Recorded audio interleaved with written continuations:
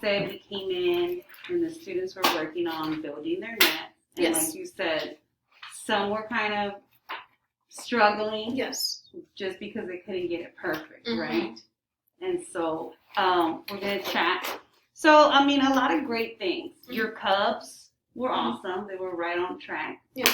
Your visuals, you had your PowerPoint with the vertices labeled, which was right on topic of what you were doing. So that was awesome. Your environment was very warm and encouraging because even though some of them were not getting it, you know, it was very like, don't worry, we're going to keep trying, we're going to get it, you know. Yeah, so it was a good environment. Throwing the social, emotional, and life lessons into it. Exactly. Because sometimes not everything's going to come easy to you. That's right. You got to learn how to deal with them. Some friends do it better than others. And then, of course, you were working on a hands-on activity, which is what we're always preaching to do in first grade. Yes. So basically, everything was really awesome. The only thing was that, like we said, the nets were a little bit of a struggle. Some of the kids were taking long. Some of the kids were getting frustrated. Yeah. So that was the main thing, which was not anything, you know, new or different. It's just they're first graders, and especially this year, they lack a lot of those fine motor. And yes, cutting and gluing is like totally different to them now. So the only thing that I added to my wondering is maybe while the students, like, because it was just you, and it was like 16 kids that you had to go through from desk to desk to desk to help them, basically. So what I was thinking is maybe you could have them work on something else while they are waiting for you, so they could always do a Prodigy or Imagine Learning or, you know, anything. Some kind of small group, independent work? Yes. Have them do independent work. Watch a video on shapes, you know, watch this little... read aloud on shape, something, so that they're not just kind of like sitting there and waiting and getting even more frustrated. So just tell them, you know, hey, I'm gonna go in order, going from desk to desk. While you're waiting for me, do this or work on it. You didn't even have to do this, you know, do something while you're waiting for me. And also, if you have your high kids, which I don't know, I can't remember seeing too many of them that were like really nailing it. Yeah, a lot of them were just like, it was usually I can, depending on the lesson and the hands-on thing, some of them I can just be like, okay, you know, you and you are done.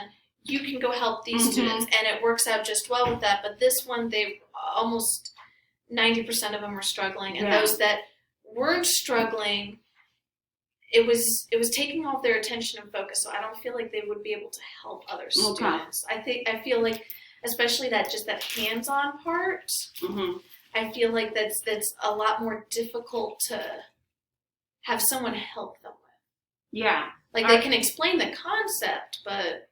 Yeah, because even when I started helping them, like, I needed help from Ms. Jones because I was, like, struggling to get it, too. But if you can teach one or two, you know, this is how we're making it. Can you go around and help another friend? Just to kind of alleviate some of it off of you. Yeah. So those were the main things.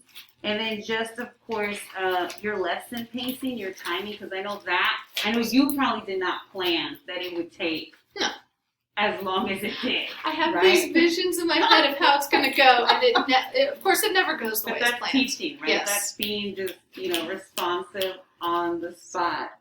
So, you know, and I know the day before when I had gone in there, you had also gone over on problem of the day. Yes. And I think the kids were like, oh, we're not doing number talk today, you know, because you've gone a little bit over. Yes. So, again, I would just say just really watch your timing and your pacing. So, I don't know if you use the timers a lot or if you have a timekeeper. Yeah, I've been trying. It's been a habit that I'm still trying to get used to, just remember. Because last year I was pretty good about, like, hitting that timer. But because I'm having to do a lot more one-on-one with a few of them just to try to keep them on task, trying to make certain that they're actually writing and doing the steps, that I'm just trying to get into a better habit of the timer. Because and they know that word problem of the day is 10 minutes. And they know number talks is 10 minutes. And like today I pointed out, we spent 30 minutes on word problem of the day. And I'm just like, so now we're over So now we got to jump. We're going to do our brain break. And we're going to jump right into our lesson. Mm-hmm. So like we're trying to work on that. I'm trying to streamline that, but I'm trying to figure out how to best support my lower kids. Mm-hmm. They're really struggling on keeping up with like that fast pacing. Mm-hmm. Okay.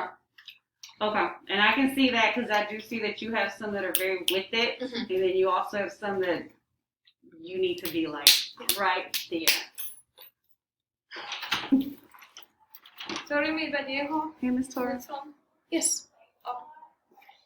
I have a question. Can I have 2 minutes? Yeah, that's fine. Okay.